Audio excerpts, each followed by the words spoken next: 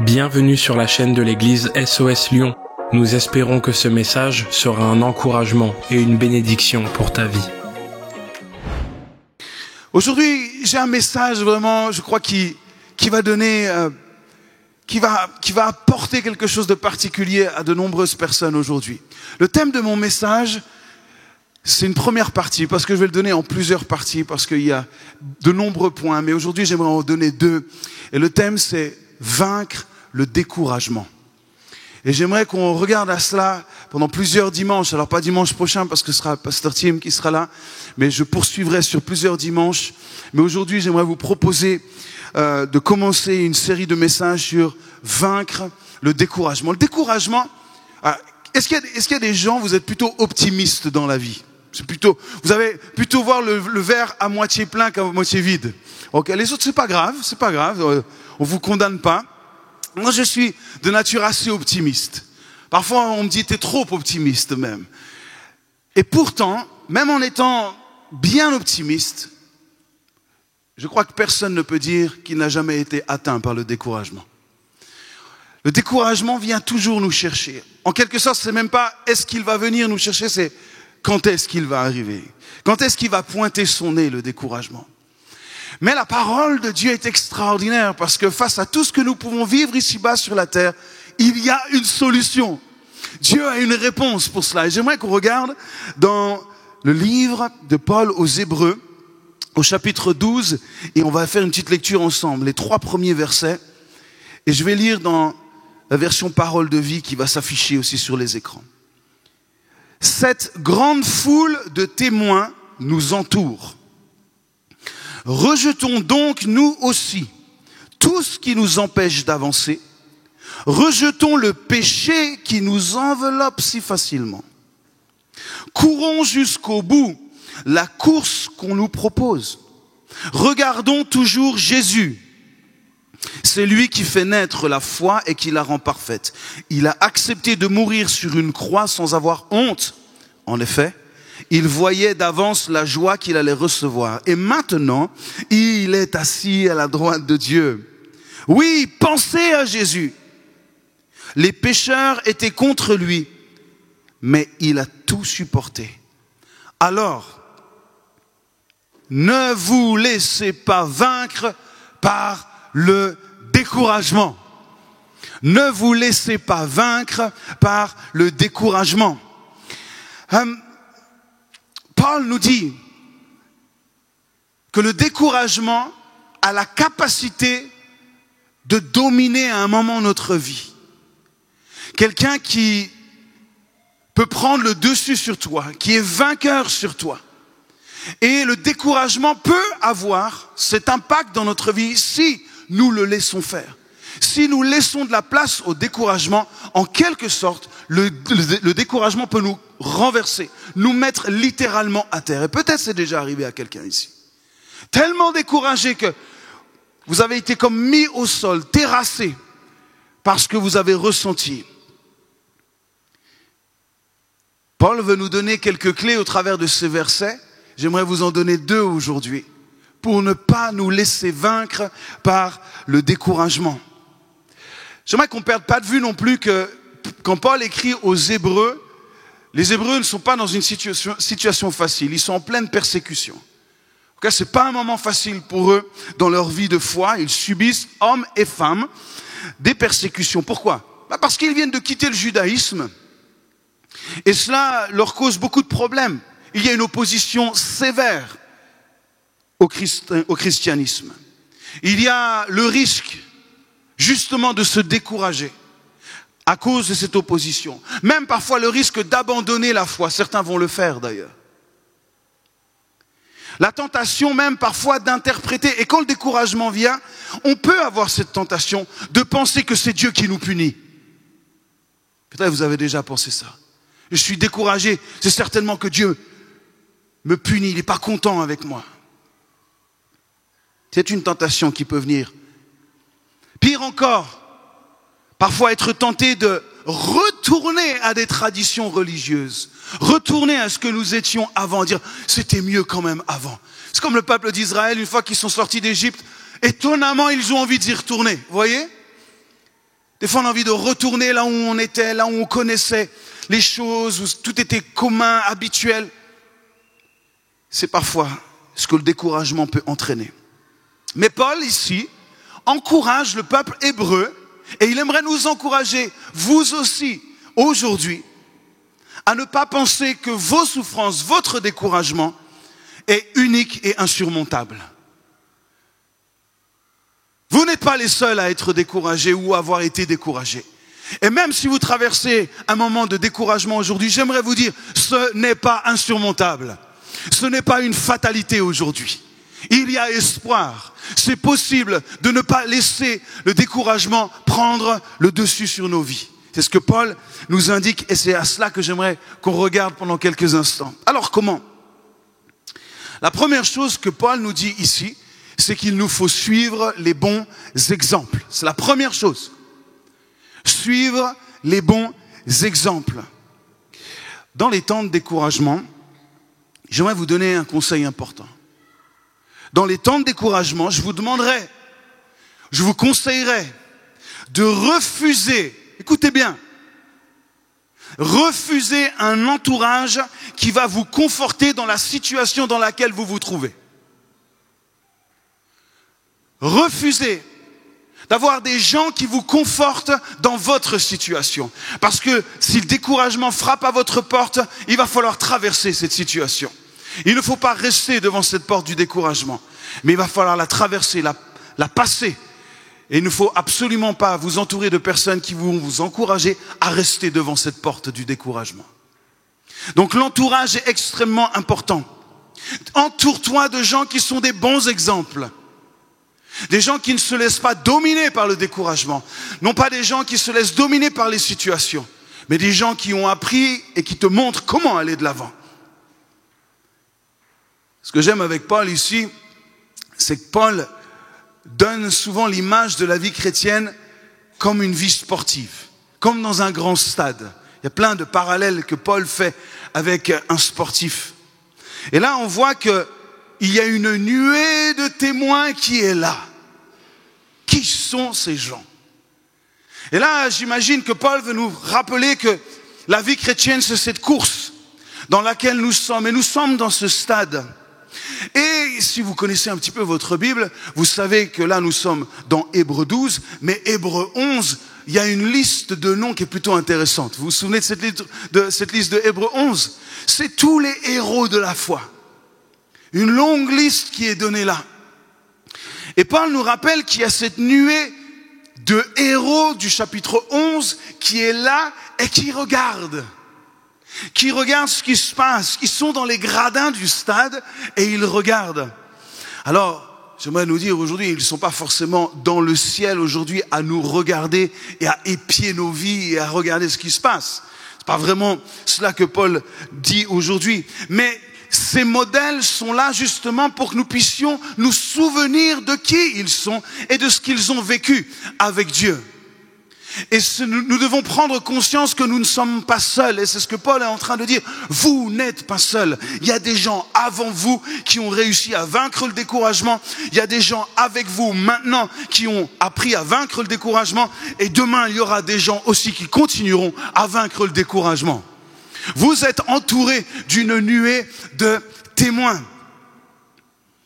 Ces gens, ces héros, quand on regarde à leur histoire, ils nous motivent à quoi ? À garder confiance en Dieu, à mettre tout notre espoir, notre foi en lui et ne jamais abandonner quelles que soient les épreuves. Et si vous connaissez un petit peu les histoires de ces héros de la foi, vous pouvez admettre avec moi qu'ils en ont traversé des épreuves. Et juste de mettre nos vies face à leur vie, rien que cela, normalement, devrait te donner du courage. Tiens, mais si eux, ils ont pu traverser cette période de découragement, mais moi, bien sûr que c'est possible. Paul te dit, regarde, cette nuée de témoins, tu n'es pas seul. Tellement rassurant d'avoir ces exemples qui n'ont jamais abandonné, quelles que soient les épreuves, et parfois, quelquefois, le prix à payer aussi. Ils nous montrent, ils nous rappellent, ils nous témoignent que c'est possible. Et puis leurs exemples nous servent aussi de preuve. Ils nous rappellent la valeur d'une vie de foi qui sait faire face au découragement. C'est extraordinaire de découvrir la foi qui nous fait traverser le découragement. Et j'aimerais vous encourager aujourd'hui à croire dans ce que vous avez reçu. Vous avez reçu la grâce de Dieu, vous avez reçu le nom de Jésus-Christ, vous avez reçu le sang de Christ, et c'est suffisant pour traverser les épreuves de votre vie. Les exemples de ces héros nous le rappellent. Imaginez-vous, un tout jeune athlète qui fait peut-être sa première compétition, qui arrive au stade, un petit peu impressionné par l'envergure et la taille du stade. Et puis il ne sait pas trop vraiment où regarder. Et puis là, au premier rang, dans les gradins, aux premières loges, il voit Usain Bolt. Il voit Jesse Owens. Il voit Carl Lewis. Et il les voit. Et non seulement il les voit, mais ces personnes lui parlent et lui disent: hey, vas-y mon gars, on est avec toi. Moi j'ai gagné il y a des années, mais aujourd'hui c'est ton tour. Aujourd'hui c'est pour toi l'heure de la victoire. À votre avis, comment ce jeune homme va se sentir? Mais il va être gonflé à bloc. Il va se dire: ouh, je ne suis pas seul. Ils sont avec moi. Ils ne sont pas juste cachés dans les gradins ou dans des loges que personne ne voit. Ils sont là dans les premières lignes, là tout autour de vous aujourd'hui. Et c'est à vous de regarder, de ne pas simplement mettre vos yeux sur le découragement, mais de regarder à tout ce que Dieu a déjà fait dans l'histoire de l'humanité. Et de vous rappeler: mon Dieu est le Dieu d'Abraham, mon Dieu est le Dieu d'Isaac, mon Dieu est le Dieu de Jacob, mon Dieu est le Dieu de Ruth, mon Dieu est le Dieu d'Esther, mon Dieu est le Dieu qui est avec moi aujourd'hui. Amen. Lève les yeux, regarde, ils sont là et ils te rappellent que Dieu est tout puissant. Rien n'est plus encourageant que la réussite de quelqu'un qui nous a précédés. Choisis les bons exemples. Choisis les bonnes personnes. Ces héros ont agi, se sont battus, ils ont résisté, ils ont persévéré en ayant en vue quoi? Les promesses de Dieu. Ils n'ont pas lâché les promesses de Dieu. Et aujourd'hui, ils nous entourent, ils t'entourent, occupant les premières rangées du stade. Alors j'aimerais te dire un deuxième conseil. Entoure-toi de personnes qui t'encouragent et pas uniquement de spectateurs. Entoure-toi de gens qui vont t'encourager, des gens qui vont être derrière toi, des gens qui vont te porter, des gens qui vont te supporter, des gens qui vont crier ton nom. Marc, vas-y, Marc, je suis avec toi. Marc, continue. Marc, ne lâche rien dans ta course. Des gens qui te connaissent. Entoure-toi. Choisis le bon entourage, choisis les bonnes fréquentations. Si tu veux être un champion, fréquente les champions. Comme on dit à SOS, si tu veux voler avec les aigles, quitte la basse-cour. Laisse les poulets. Entoure-toi d'aigles si tu veux voler avec les aigles. Choisis ton entourage. Choisis tes héros de la foi. Choisis-les. Ils sont là pour toi et avec toi. Hébreux 13, verset 7. Souvenez-vous de vos conducteurs qui vous ont annoncé la parole de Dieu. Considérez quelle a été la fin de leur vie et imitez leur foi. Considérez, regarde, considère comment ils ont terminé leur vie. Et puis peut-être aujourd'hui, il y a des gens qui sont autour de toi, qui sont dignes d'être imités, d'être dignes de confiance. Il y a peut-être des exemples plus récents et Dieu merci, heureusement qu'il y en a.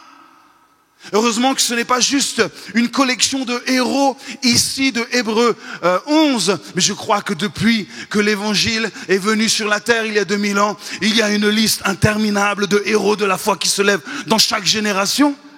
Et tu en fais partie aujourd'hui. Regarde au bon endroit. Ne te laisse pas vaincre par le découragement. La deuxième chose importante que j'aimerais vous laisser aujourd'hui. Je n'ai que 2 points aujourd'hui. Et mon deuxième, Paul le dit. Rejetez donc tout ce qui empêche d'avancer. Rejetez le péché qui nous enveloppe si facilement. Rejeter tout fardeau, tout péché. La vie chrétienne, vous savez, pour ceux qui ont un petit peu de bouteille, vous savez très bien que c'est une course exigeante qui demande de la discipline et de l'endurance. Ça ne se fait pas tout seul, la vie chrétienne. Effectivement, le salut est un cadeau, est une grâce, mais la vie chrétienne coûte. Elle a un coût. Et comme Dietrich Bonhoeffer disait, ce qui a coûté cher pour Dieu ne peut pas être bon marché pour nous. La vie chrétienne coûte, il y a un coût, il y a une exigence. Et pour cela, Paul nous dit, il faut te débarrasser de certaines choses. Il faut que tu rejettes même certaines choses. Tu dois prendre la décision de rejeter tout ce qui peut t'encombrer, tout ce qui peut te freiner dans cette course, tout ce qui finira par te décourager. Tu dois te décider de rejeter tout ce qui, au final, ne fera qu'à alourdir ta course et finalement arrêter ta course et t'emmener dans le découragement. Être le plus léger possible. Vous avez déjà vu les athlètes? La tenue qu'ils ont quand ils courent? Elle est légère, n'est-ce pas? Ils font aussi attention à leur poids. Vous avez rarement un marathonien qui fait 120 kilos. Par exemple, moi, je pourrais absolument pas courir le marathon. Ou en tout cas, je pourrais essayer, mais je suis pas sûr que j'aille au bout déjà. Et puis certainement pas aussi vite que ceux qui généralement font 60, 65 kilos, qui prennent soin de leur poids, qui ont une morphologie particulière. Ils ont un gabarit particulier. Et ils travaillent à cela, ils maîtrisent leur poids, ils font attention à ne pas... Voilà, c'est exigeant. La course est exigeante. Ils font attention à cela, à leur tenue, à l'équipement. Même, ça va même très loin. Ils se rasent les poils. Ça va même jusque là. Je me suis renseigné, je me dis mais pourquoi, que ce soit les cyclistes, les coureurs ou même les nageurs par exemple, toutes ces courses-là exigeantes se rasent les poils. Vous savez qu'un cycliste à une vitesse de 40 km/h, les jambes rasées permettent de gagner, écoutez bien, 70 secondes en 1 heure.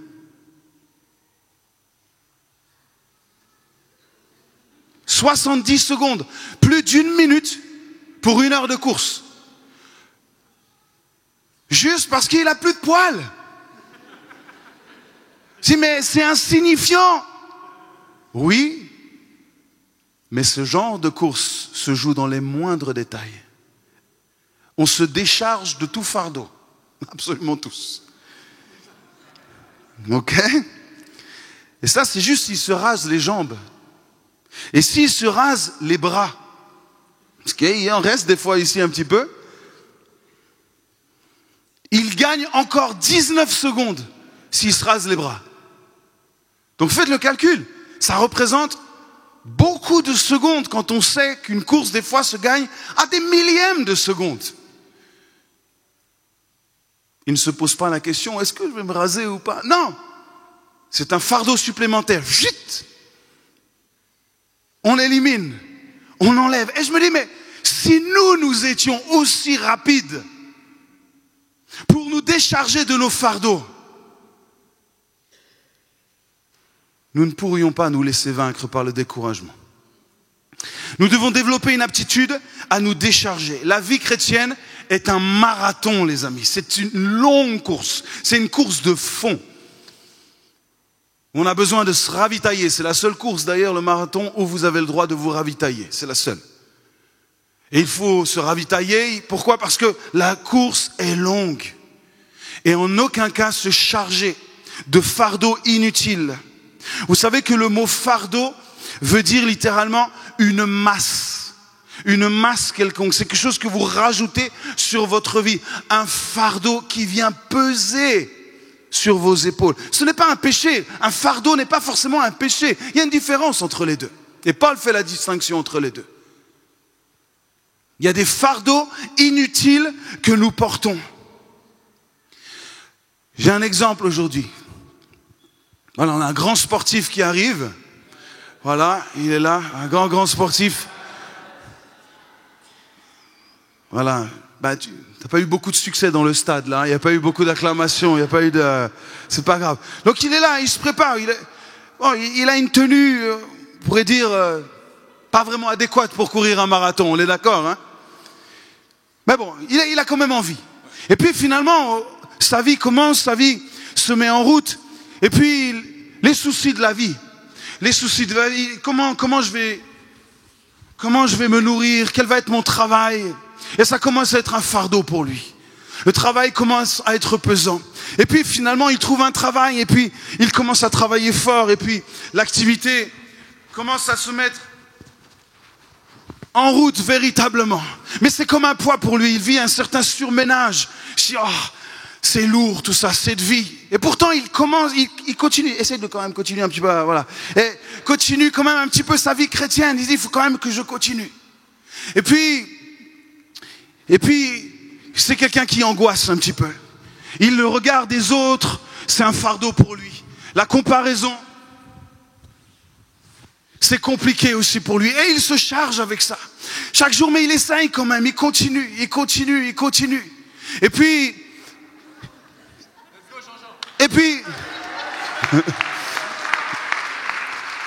Et puis ensuite, la nuit, il a du mal à trouver le repos. Pourquoi? Parce qu'il cogite, parce qu'il pense à la suite. Et puis il est encore célibataire, et puis c'est un fardeau pour lui aussi. Et il est là, il se dit, est-ce que je vais trouver quelqu'un?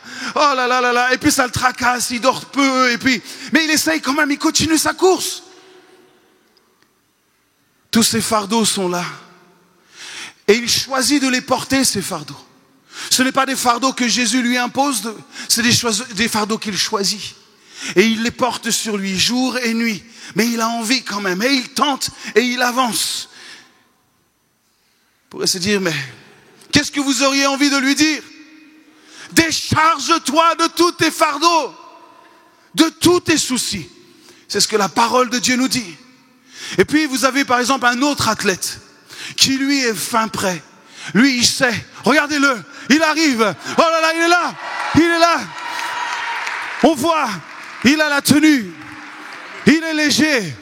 Et si je vous dis, qui à votre avis va se décourager le premier? On sait que ça a des chances que ce soit lui, pourquoi? Parce qu'il s'est chargé. Il a pris des fardeaux sur lui, les uns après les autres, au lieu de les rejeter. Vous ne pouvez pas empêcher un fardeau de se présenter à vous. Mais vous avez, par la grâce de Dieu, l'autorité pour dire, je rejette ce fardeau-là. Je le dépose à la croix de Jésus-Christ. Ce fardeau n'est pas le mien. J'appartiens à Jésus-Christ. Et je dépose ce fardeau à ses pieds. Amen. Jean, dépose-moi tout ça. Dépose-moi tout ça. Et que tu puisses enfin courir cette course plus légère. Qu'est-ce que Jésus a dit? Prenez mon joug doux et léger. C'est doux et léger. Marcher et courir pour Jésus-Christ, oui, il y a ce fardeau, mais ce fardeau doux et léger, cette présence de Dieu nous accompagne. Avec Jésus, il n'y a rien d'impossible, rien n'est trop lourd. Il me porte, il me conduit. Pourquoi? Parce que chaque jour, je dépose mes fardeaux à ses pieds. Et chaque jour, je continue avec lui. Merci les sportifs, merci les gars.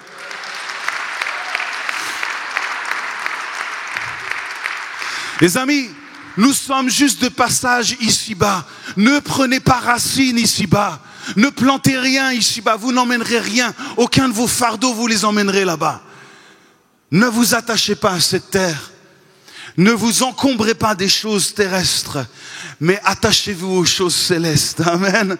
Tellement plus important. Et ce que Paul nous rappelle, tout est permis, mais tout n'est pas utile. Vous voyez, il peut prendre ces choses-là, mais Seigneur te dit, mais pourquoi tu fais ça? C'est pas utile. Pourquoi tu te charges? Pourquoi tu t'inquiètes? Pourquoi tu te soucies de tout ça? Dépose, j'ai promis que je m'en occuperai.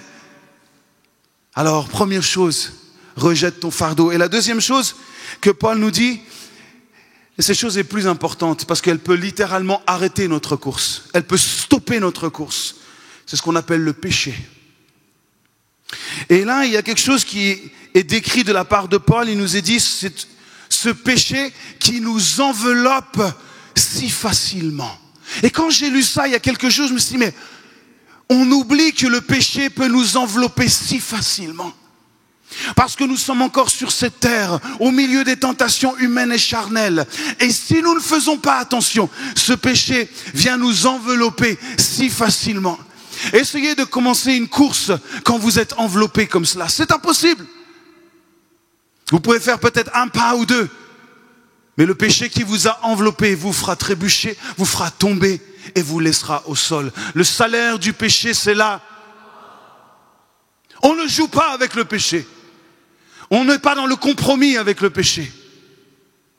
On est sans compromis à l'égard de la parole de Dieu.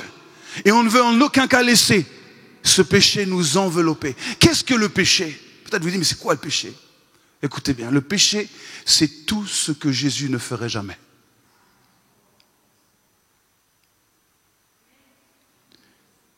Tout ce que Jésus ne ferait jamais.